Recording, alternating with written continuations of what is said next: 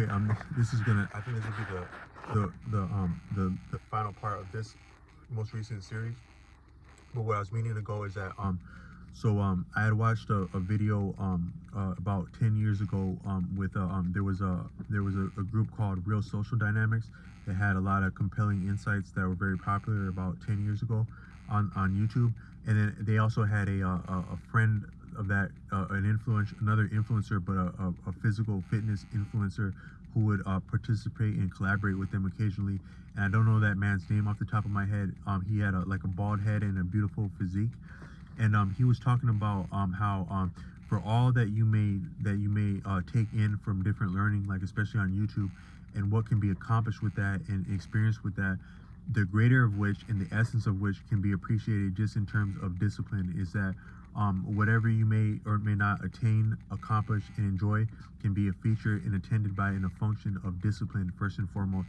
But I was saying that I think that discipline, where does one start with that? Um, I I it would a lot of things. I was saying in another video that I wear this hat, this American hat, but also the African emblem, and a lot that might look like a contradiction or a paradox, but a lot of our answers are in a paradox.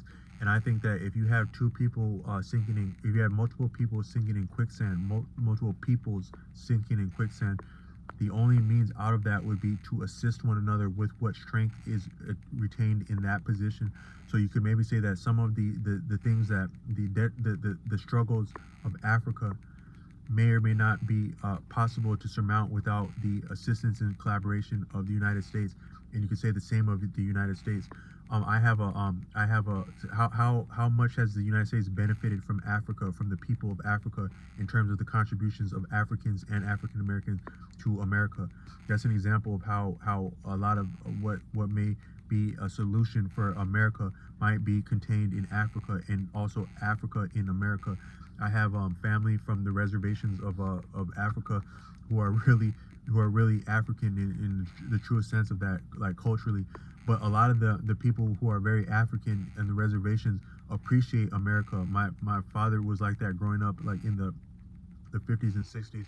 He told me how much they enjoyed American culture and contributions, and also German. And so the people where my father comes from have something of a painful history with the peoples of I think it was called Prussia back then, and then it became like Germany.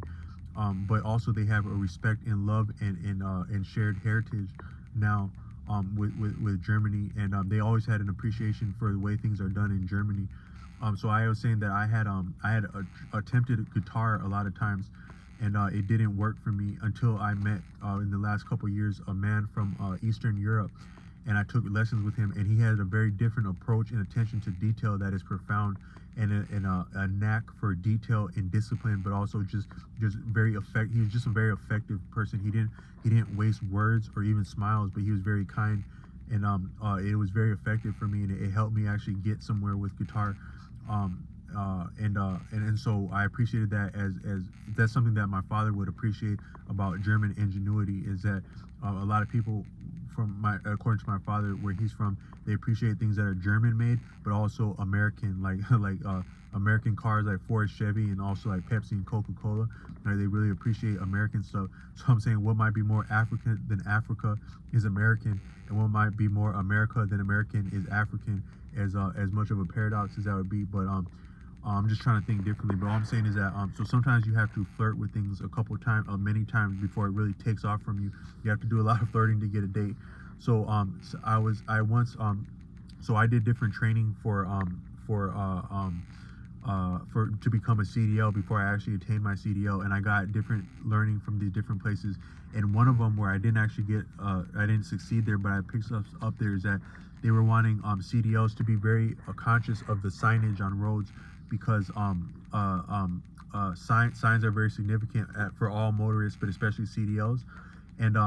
But it's actually difficult to be aware of signs as you're driving down the road, because your attention is distracted by and large, and a lot of how we think is habitual. So we have habits of thinking that are difficult. So if you just simply, so what I meant to say is that this person on YouTube was appreciating how significant discipline is. But what is discipline outside of discipline of awareness?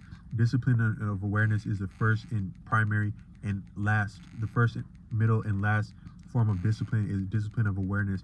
I grew up with family that were had a history of hunting and fishing, and for a child to see a fish being cleaned is very profound, and it doesn't take more than a child to appreciate that wouldn't be an enjoyable experience for a fish.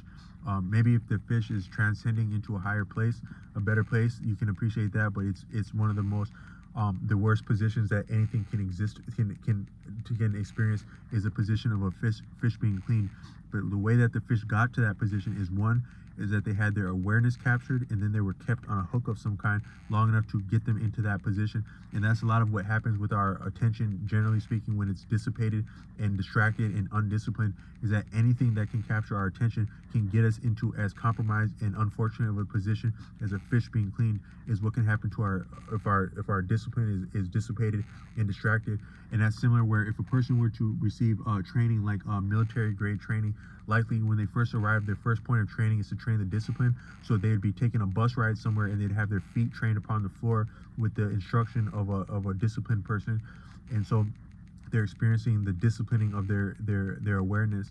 And so that's actually it might seem brutal and disrespectful, but it's actually one of the most effective things as far as training for what could lead into a very serious, critical, nuanced, and fatal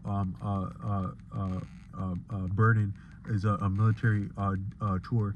And the first point of training is to train the discipline, is to train the awareness. And so there's probably there's no end to how unfortunate of a position we can land by having our attention captured. And there's probably no end to how much of a beautiful or beneficial or a form of contribution we can amount to by also disciplining our awareness. But part of our attention. But if you were to just try to appreciate details in your environment, it is very difficult because there's so many habitual modes of thinking and identifying with things. Part of what makes our ability to associate, I think that computers are more so associators than computers, because a computer can actually is not sentient enough to appreciate or grasp what a number is, but it can manage associations. So when it does the most sublime mathematical computations, and I'm saying computations arbitrarily, it's more so it's just simply associating things upon the lines of numbers, but it's associating the numbers. But so what would make, so can a computer understand an environment better, or a human being? Both, because the computer draws associations, but it doesn't linger on identifying with things. So it's associating, but human beings are free associating. But the computer is not entirely free associating, because the computer is not identifying with what it's associating. So it can be disciplined and more efficient, yet also not quite as profound as a human being, because a human being identifies. So two different people can appreciate the same thing, but they identify with it differently, and they can take it in differently. But they also have different fears, which the computer doesn't fear the same way. Which fear would lead to apprehension, doubt, which is actually one of the highest forms of reason and faith, is actually doubt. The things you're the most certain about, science, that was fashioned by doubt, actually. So doubt is very important. But all I meant to say is that things are very difficult if you just simply wander with your attention, even intending to appreciate detail. But if you have a method, of some kind, that can help you actually decipher things and discipline things. So one method is to appreciate the color yellow. Normally yellow is a profound color and I think beautiful, but it usually doesn't appear unless it's serious. So like you take how serious a school bus is, how serious a road sign is, usually yellow is not employed unless it has meaning. If you had to pick one color that has the most meaning broadly, generally in society abroad, at least in Western terms, that would be yellow, because usually yellow is not wasted. Usually yellow is significant, and if it's something that's not pragmatic, that means useful.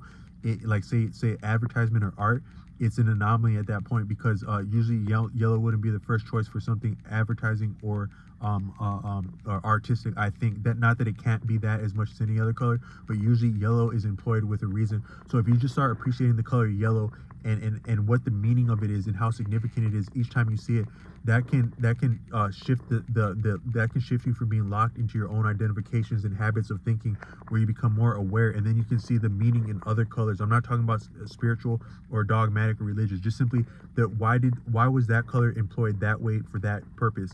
You can start to decipher an environment and not get stuck on tangents with yellow.